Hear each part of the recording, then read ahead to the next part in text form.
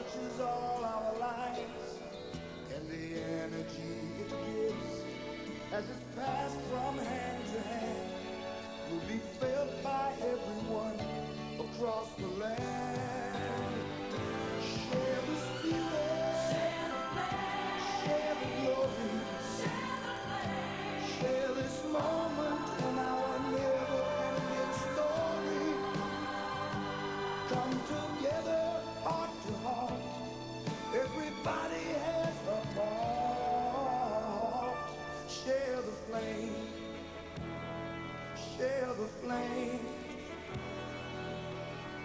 share the flame.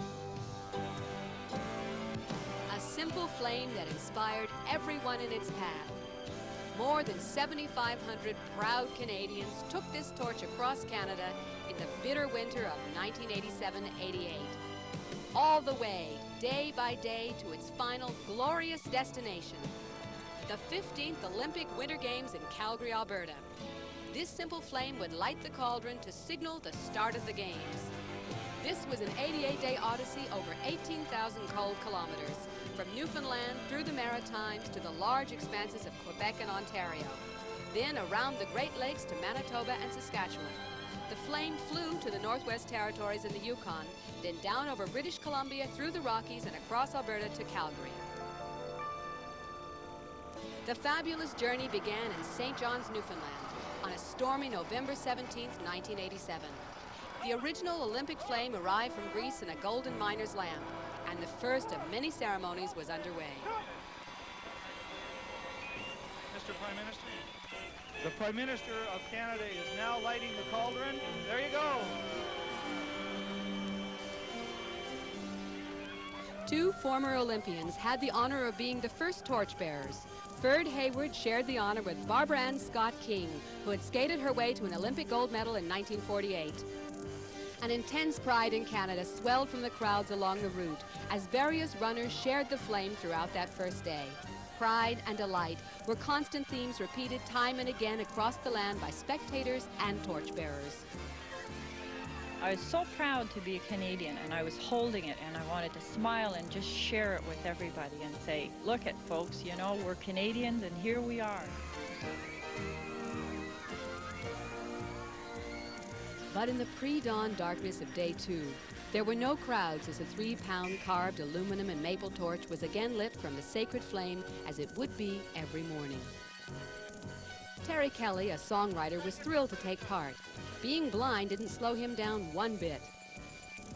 I guess the only way I can describe it is it was magical and a very special feeling deep down inside. I guess the fact of it being a historical event and me being part of it is just something that's very, very difficult to explain. But it's very overwhelming, and it's a great warmth that goes through your body. Little Danny Sobkovich was mentally handicapped. He had never spoken a word, but the light in his face said it all. His father cheered him from the roadside as Danny, who had painstakingly practiced, carried the heavy torch. Over 80 runners participated every day of the relay, so the organization required was tremendous. That was kilometer 26.1. I got a stereo here, guys. Go ahead. GM1, this is torch 3. Come in, please. Petro-Canada spent $5.5 million putting together the biggest, most successful relay in Olympic history. A proud parade of 30 vehicles wound its way along the route, protecting the torchbearer and escort runners in the middle. Following the caravan all across Canada, this special satellite truck sent daily news stories on the progress of the torch to the rest of the country. Inside the truck, the video stories were edited in both French and English. There was a media vehicle traveling just in front of the torchbearer so that photographers on its back porch could get good close-ups. Reporters inside the truck had access to maps and biographies on every runner. From dawn to dusk, the procession never stopped for longer than a brief ceremony. It often paused so people who had waited patiently by the side of the road for hours could show the torch to their children, maybe touch it, or even have the thrill of lighting their own little torch candle from the sacred flame. Each torchbearer covered 1 kilometer before passing the flame to another relay runner. The escort runners had a tougher task, running 15 to 30 kilometers per day in all kinds of weather. The torchbearers themselves were taught procedure before they set out.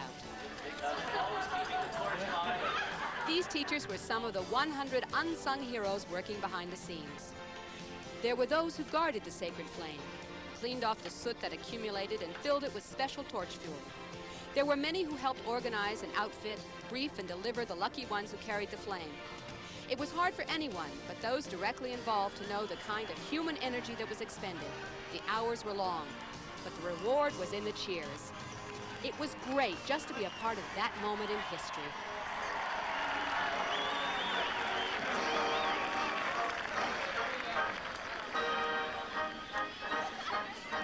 Sunny Nova Scotia greeted them warmly with flocks of children let out of school, cheering Ann Johnson as she showed them what she had carried for a kilometer. There were thousands of people here today, and I'm extremely pleased with that turnout. I think everybody's looking forward to the Olympics in February in Calgary, and we want to be part of it. We are part of it, and I think history was made here today. We're part of the Olympic Games, and we love it. And that's exactly how many torchbearers felt. I'm the one that's coming in the Olympic Stadium. Right now, that's how it feels. When the Olympics do open in 1988 in Calgary, I'll know that I had something to do with it. I never get to the Olympics as a participant, but I can say I carried the torch. Thanks a lot. Bye-bye. Oh, that was fantastic. Dartmouth, Nova Scotia showed an outpouring of pride and patriotism, astonishing in its strength for normally reserved Canadians. Nearly 7 million applications had been sent in to the lucky draw that Petro-Canada ran to choose the runners. An amazing feat when you consider Canada had a population of only 25 million at the time. Next morning, the torch proceeded across the bridge to Halifax for an equally warm welcome. Altogether, 90% of Canadians would have a chance to see and share the flame. Throughout the entire journey, the precision and hard work of the Corps workers paid off. The torch was always on time, always kept clean and safe, as a sacred flame should be treated. There were no incidents to mar the journey, a tribute to the throngs of well-behaved Canadians. There were also many lonely hours of running on country roads such as this one. Here in rural Nova Scotia, one of the runners was the coach of Canada's Olympic hockey team. Dave King was thrilled to take part in this first official Olympic event. How's my pace? Good. It's just amazing to watch this torch. It means that much to so many people. It's going to, I think, really bring the games home to a lot of people. And gee, I feel really lucky. I'm able to carry it, not just watch it. And boy, I'm really lucky. Heading north to Prince Edward Island, the torch glided in to begin its 110-kilometer journey across Canada's smallest province. It took 75 runners an entire day and part of the night.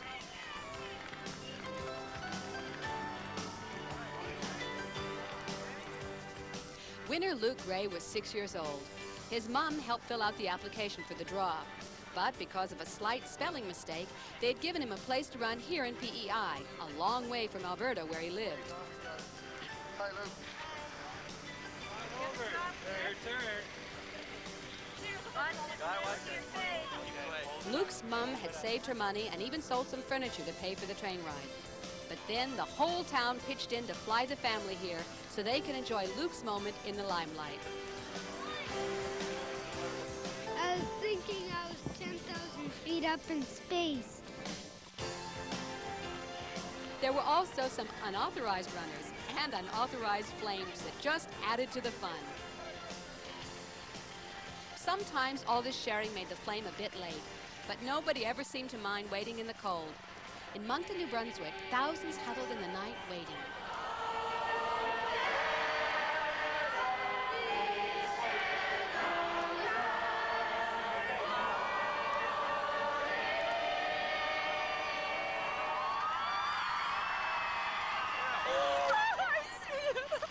It wasn't only torchbearers who were affected by the power of the flame. Relay workers, spectators, and even TV viewers far away were filled by a sense of magic and wonder. There was a feeling of commitment and national pride rarely felt before in this vast country. Oh my God! I can't believe it!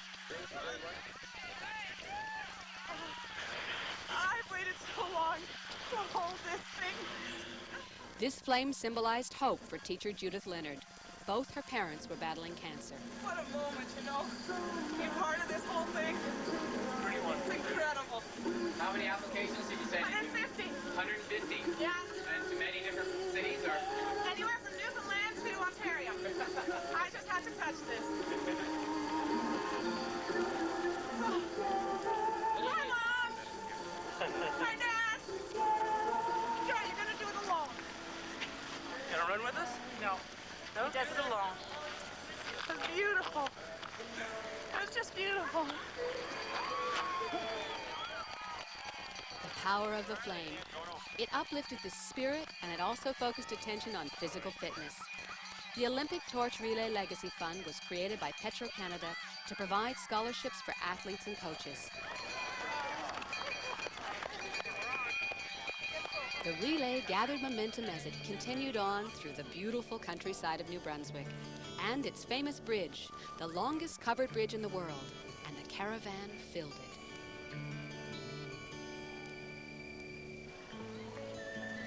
One of the lucky runners was someone who had trained very hard with his dad for his special day. He was the youngest of all the 7,500 torchbearers, 4-year-old Bruno Levesque. Just after Bruno passed it on, the flame entered the province of Quebec in the hands of Sylvie Bernier, the former Olympian who had won a gold medal for Canada in diving. When I won in '84 was something that I will probably never feel again because I had been working so hard for that. But carrying the torch is like carrying the spirit of the Olympics. Quebec City was ready and waiting with a tremendous reception at City Hall. The stone walls of the old city echoed with the cheers of the inspired.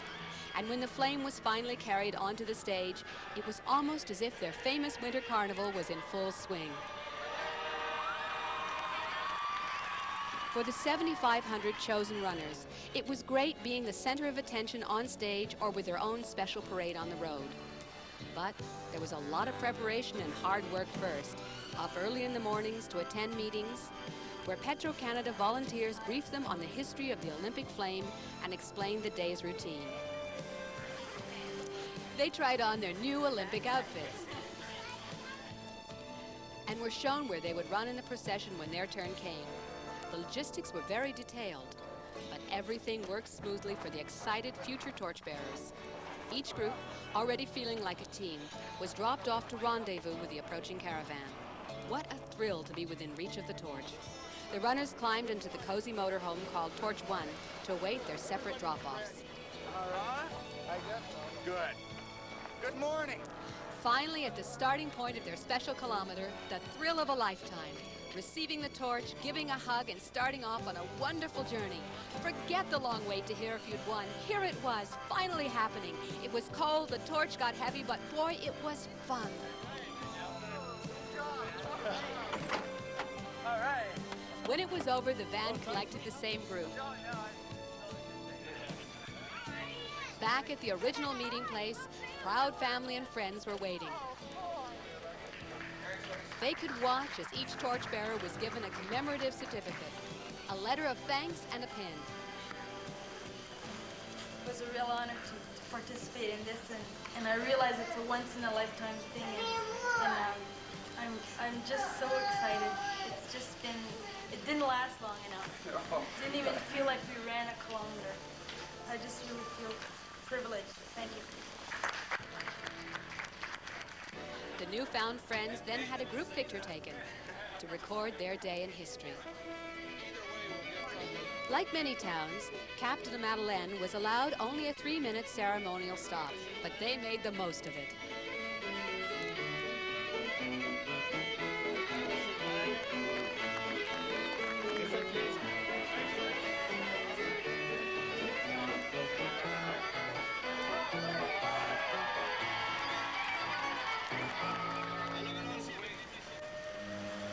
The caravan usually had an audience, from people running alongside in the country to huge crowds in the city.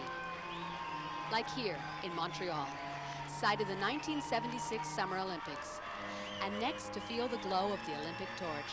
It was a cold December, but the faces and hearts and souls were warmed by the flame and the sense of fellowship.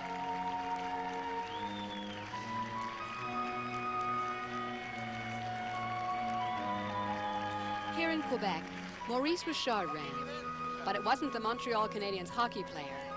Athletes live their lives in the spotlight, but this Olympic relay gave ordinary Canadians a chance to experience it. The great Maurice Richard, the number 9, has in the life many moments of glory, but me, Maurice Richard of Petit Matane, it's my journey, my day.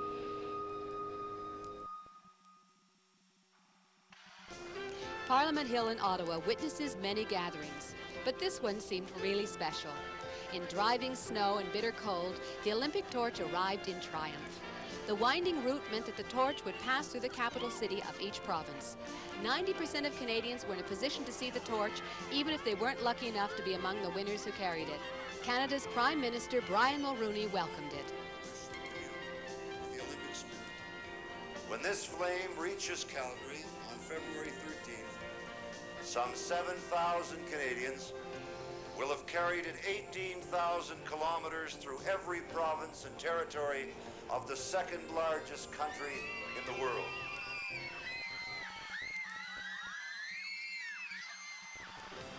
On through the small towns of eastern Ontario, where shopkeepers, housewives, farmers and schoolchildren took time out to follow the flame. Even some who couldn't brave the cold could watch the proceedings below. These moccasins belong to a young native of the Tyendinaga Reserve. He carried the symbolic eagle feather to represent the land claims of the Lubicon Indians.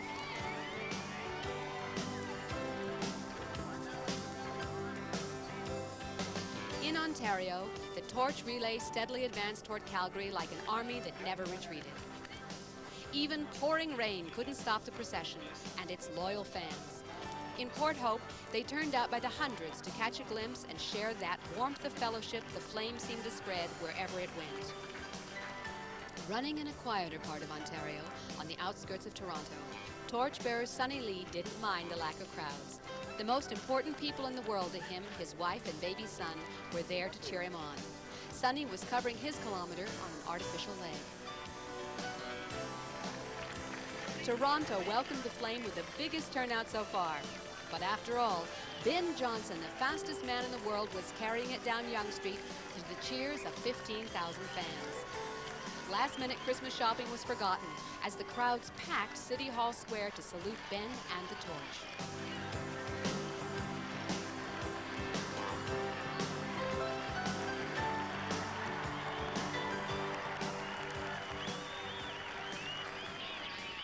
Christmas Day didn't stop the progress of the torch one bit. Support staff got into the act, and so did Santa himself.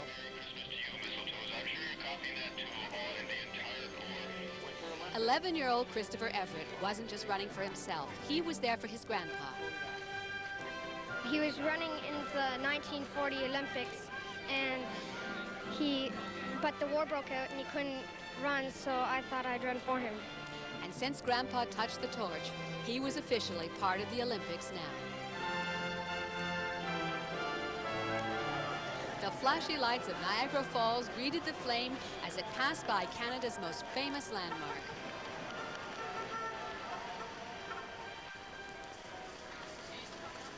This one's for Calgary. New Year's Eve near Windsor, Ontario, felt the blast of winter. But that didn't stop them from celebrating.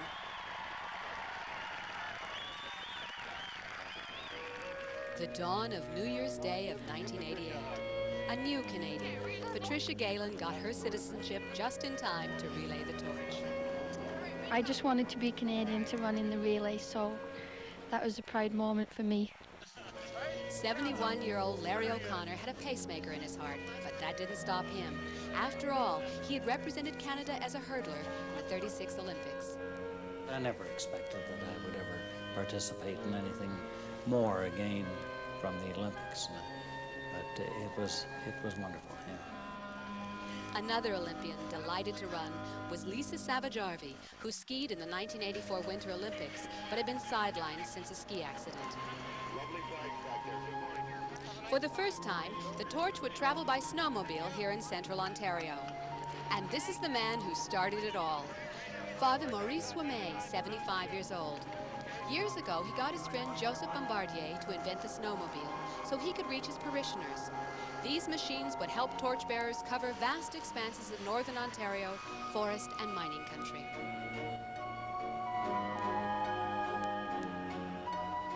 As a special favor, 15-year-old David Doucette of Sault Ste. Marie, Ontario, who wasn't chosen, was allowed to run in place of his younger brother Jason. That was him in the photo David carried. You see, Jason had drowned just after winning the draw. The torch stopped at the farthest point Canadian hero Terry Fox reached in his trek across Canada. That's his memorial behind the torch. And the flame carried on. Nothing stopped the Olympic torch on its journey. It was still on schedule, and an average of 80 torchbearers a day were carrying it to its destiny. The relay caravan blazed through the bitter cold of the prairie province of Manitoba into the concrete canyons of capital city Winnipeg. The West really begins here, and Calgary seemed much closer. In front of the legislature, young Thomas Dobson and his escort runners shared the flame in a ceremony that once again brought out the cheers and the flags and the national anthem.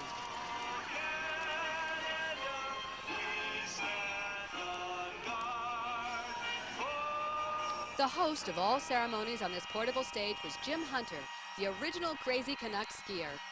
I am seeing Canadians do very uncharacteristically Canadian things, and what I see is Canadians saying, I can stand up and be proud I'm a Canadian. I can be very, very proud of it, and I can stand up and say so.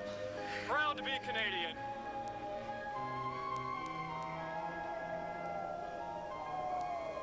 The prairies challenged the caravan with weather extremes from blizzards to the sunny weather in Saskatchewan.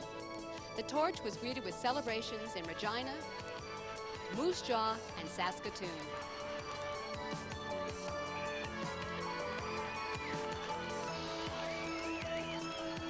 Almost every day, the organizers relied on some designated sports runners to keep them on schedule. These were local people who had passed tests of athletic ability. They each ran not just 1 kilometer, but 5 to 10, just as much fun.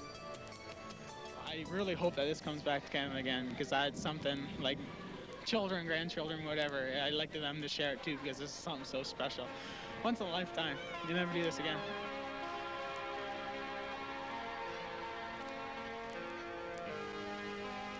Then the torch flew all the way up to the Northwest Territories to Yellowknife, where it blazed a trail through the hearts of the crowds who braved the sub-zero temperatures.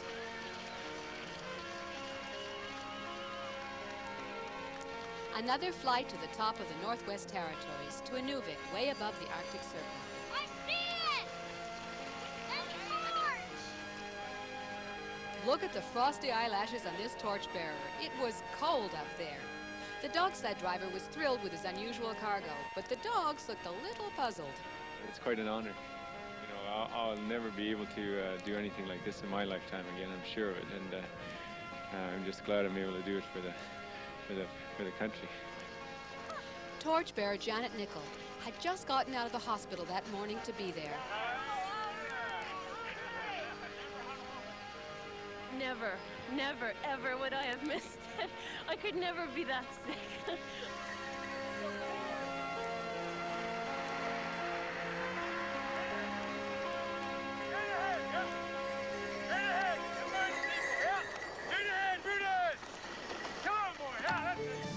And then the Yukon, the last frontier. Stories of the gold rush are still told of wild and boisterous days. The flame moved some to tears, but many were in a party mood. Witness the celebration for the arrival of the Olympic torch.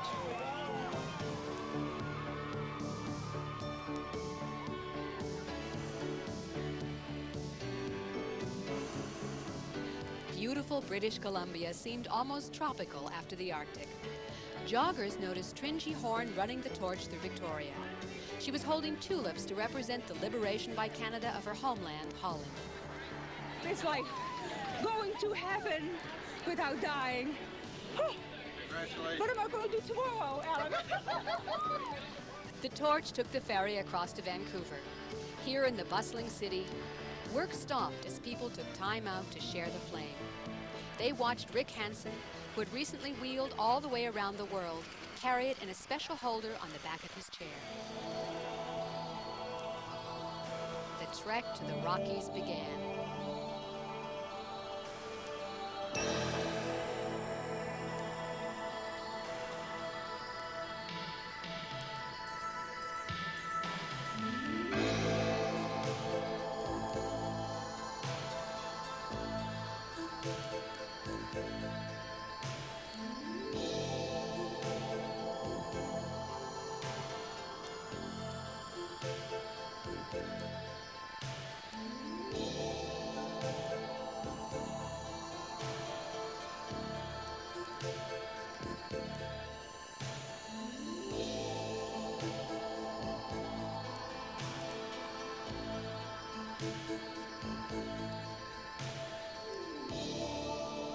The torch still had a long way to go. Steve Fonyo, who had crossed all of Canada on one good leg, had a chance to cover one more very special kilometer. Former Olympic ski medalist Nancy Greene embraced the special occasion too. The Rockies are remarkable, but so was this runner, Karen Johnson. She was 87 years old, the oldest woman on the entire relay.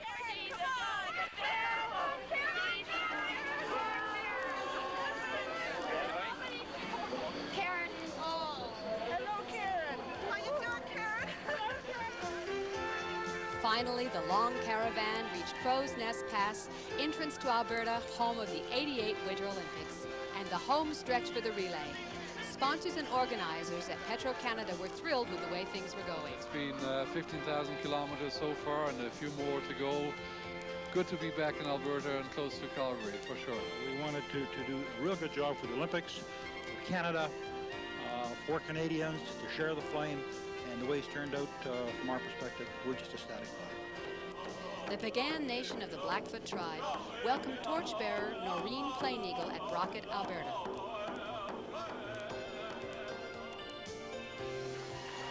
The townspeople of Medicine Hat cheered the runners as they made their way ever closer to Calgary.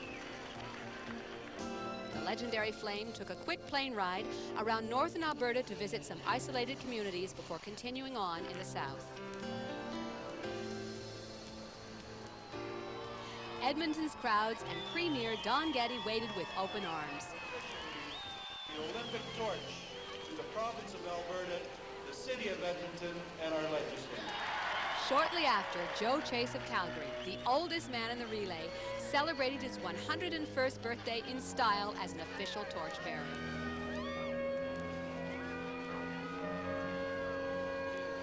I think the most wonderful thing that's ever happened to me in my life. The flame that we... That is ignition. The last day, and what a day it was to remember.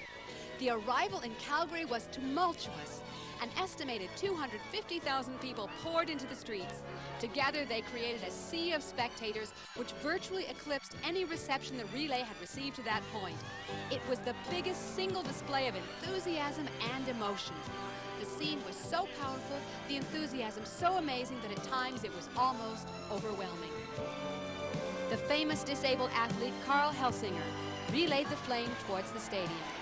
At long last, after 3 cold months on the road, the torch was home at the 1988 Winter Olympics.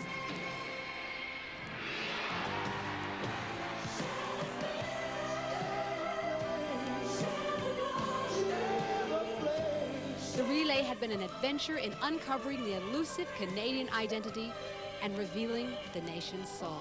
Together, heart to heart.